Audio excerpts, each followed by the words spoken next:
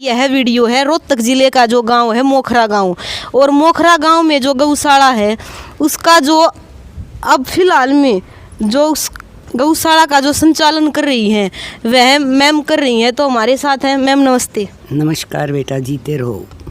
Ma'am एक बार आपका नाम बताइए। मेरा नाम विद्या मलिक। तो मैम जैसा मुझे पता चला है कि आप यानी सेवानिवृत्त होकर अब गौशाला में सेवा कर रहे हो, तो एक बार अपनी ड्यूटी के बारे में बताइए, आप किस पोस्ट पे थे? मैं तो बहुत छोटी उससे उठी हूँ, जेबीटी टीचर थी। उसके बाद अपने आप पढ़ी हूँ, पढ़ के फिर एसएस मिस्ट्रेस बनी, फिर हेड मिस्ट्रेस बनी, फिर डीओ बनी। प्रमोशन होते चले गए और अब मैं डीओ पोस्ट से ही रिटायर हूँ। HES 1 इसको बोलते हैं, HES 1 उससे रिटायर हुई हूँ। अब रिटायर होके भी एक ऐसा परमार्थी स्कूल खोल लिया गांव में, जिसमें बच्चे पढ़ते हैं। बहुत से बच्चे फ्री पढ़ते हैं, नाम मात्र की फीस पर चलता है स्कूल। एक बार उस स्कूल का नाम और बताइए ma'am. Vivekananda high school Mokhra. तो मैम ऐसा है, इतनी बड़ी यानी बड़ी पोस्ट लगा लो, क्योंकि आज ज़माने में तो एक सिंपल D ग्रुप की नौकरी भी नहीं मिलती। तो ये बताइए आपको यानी ये गौ सेवा का जो भाव है ये कहाँ से जगा? ये तो पहले से बेटा, मैं मतलब शुरू से ही बहुत सी गौशालाओं में चंदा दिया हुआ है और जाती भी रहती थी। मैं शुरू से दादरी से शुरू हुई, दादरी रिहाइश थी मेरी। तो जैसे गौओं को चारा देना या उनके लिए कोई दान देना, ये मेरी शुरू की आदत थी। और यहाँ आके तो इस गौशाला की तो पहली जो स्थापना हुई ना, उसमें शेड देने वाली मैं ही थी।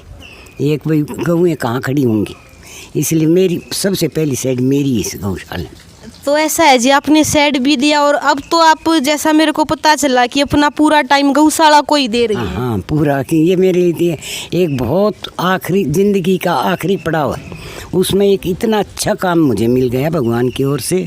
सबको तो नहीं मिलता है मौका है कि मैं गऊँ की सेवा, हर वक्त मैं गऊँ में रहती हूँ। हाँ, मतलब बछड़े हैं, बछड़े तो जाऊँगी तो अभी आपको दिखाऊँगी, भाग के आएंगे मेरे पास, प्यार करते हैं। तो मैम ऐसा है कि जैसे इस एज में तो यानी ज़्यादातर क्या देखा जाता है कि घर में ही रहते हो, तो यानी आपकी जो फैमिली है आपको सपोर्ट किया इस गौ पालन के लिए? हाँ वो ये मानते हैं, हमारी मम्मी जो है ना अलग ही चीज़ है। मेरा बेटा जो है ना एयरफोर्स में ऑफिसर रहा है, उसके दोनों बच्चे डॉक्टर हैं, MBBS। मेरी बेटी का अपना स्कूल है, वो भी डॉक्टर है, और उसका बेटा भी लेफ्टिनेंट सेलेक्ट हो गए। तो भगवान ने जैसे हमने सेवा, मैं मानती हूँ जितनी सेवा की है उससे ज़्यादा मुझे फल दिया है। और अब इस गौशाला के लिए मैं सोचती हूँ मेरा गांव, मेरा मोखरा गांव, उसकी इतनी प्रशंसा हो कि भाई गौशाला देखो, मोखरा जाके देखो, ऐसा बनाना चाहती हूँ। अभी मुझे 2.5 महीने हुए, 2.5 में हमने बहुत व्यवस्था कर दी। पशुओं की सेहत ठीक है, अब इनका नस्ल सुधार की ओर चलेंगे, सेल्फ डिपेंडेंट बनाने की ओर चल रहे हैं। हम दूध बेचना शुरू कर दिया, हमने खाद बेचना शुरू कर दिया, हल्का सा गौमूत्र भी बनाते हैं, जिससे मेरे नज़दीकी हैं जो जानते हैं थोड़ा बहुत, वही किसी को कैंसर है, थोड़ा थोड़ा उनको बना के दे। बड़े लार्ज स्केल पर बनाने का इरादा है हमारा, पर क्योंकि अभी जचे हैं, अभी तो है व्यवस्था ज़्यादा बढ़िया नहीं थी। अब तूड़े का काम हो गया, फिर भाई गौशाला चलाने के लिए लोगों से संपर्क बनाने का काम हो गया, तो बिजी बहुत है।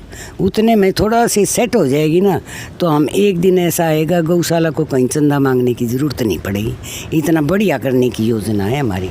तो मैम ऐसा है कि ज़्यादातर क्या देखने को मिलता है कि अगर गौशाला जैसे आपने बोला सेल्फ डिपेंड, खुद पर यानी निर्भर हो जाए, तो जो उस गौशाला में जो गौओं का लालन पालन है, नस्ल सुधार का काम है, ब्रीडिंग, वह भी काफ़ी अच्छा हो सकता है। तो यानी कि बहुत सारे तो ऐसे व्यक्ति हैं मैम जिनके पास धन तो बहुत होता है, लेकिन ऐसी जो सेवा भावना है वो नहीं होती। तो उनके लिए आप क्या संदेश देना चाहोगे?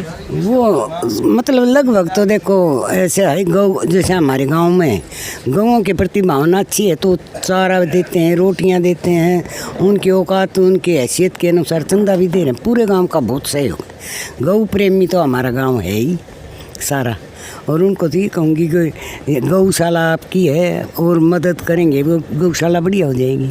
और जितनी मेरी है उतनी तो मैं पूरी कोशिश कर ही रही हूँ। मतलब सुबह आती हूँ, फिर मैं जाती नहीं, शाम को ही जाती हूँ, और मेरा बड़ा दिल लगता है। तो मैम जैसे आपने अपने स्कूल के बारे में बताया, तो यानी आपने जो स्कूल है वो कितने साल से शुरू किया था?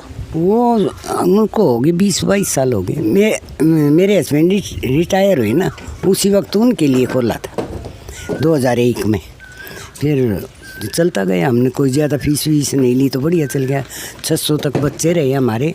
और सबसे बड़ी बात ये थी कि रिकॉर्ड उठा के देखो आप, जो बोर्ड की परीक्षा है ना मैट्रिक की, अगर 40 बच्चे हैं तो 20 की मेरिट आई है और 20 फर्स्ट डिवीज़न।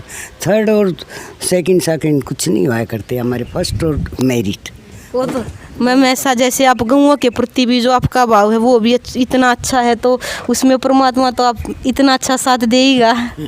तो मैम गौओं के प्रति अपनी जो प्रदेश की मूल नस्ल है हरियाणा नस्ल जो है, उसके प्रति आप क्या कहना चाहोगे? हमारे पास तो बेटा है ही हरियाणवी नस्ल, कोई और है ही नहीं। और इतना पैसा अभी हमारे पास है नहीं कि औरों की तरफ बढ़िया नस्ल की गाय खरीद लें। ऐसा कोई सुन्नी, ये सब सुन्नी गायें जो इकट्ठी की हुई हैं, इन्हीं में से अच्छी खुराक दे के कईयों को बहुत अच्छा बना दिया हमने। उनके अब दिखाऊंगी सेहत देखना, उनके जो थन, उनका जो दूध का ले है वो देखना, दिखा के लाऊंगे आपको। ये हमारी सारी जो सुन्नी बोलते हैं ना, आवारा घूमने वाली, वो गायें गांव वाले छोड़ गए और हमने उनको पाला हुआ है। कोई गाय नहीं बेचते हम।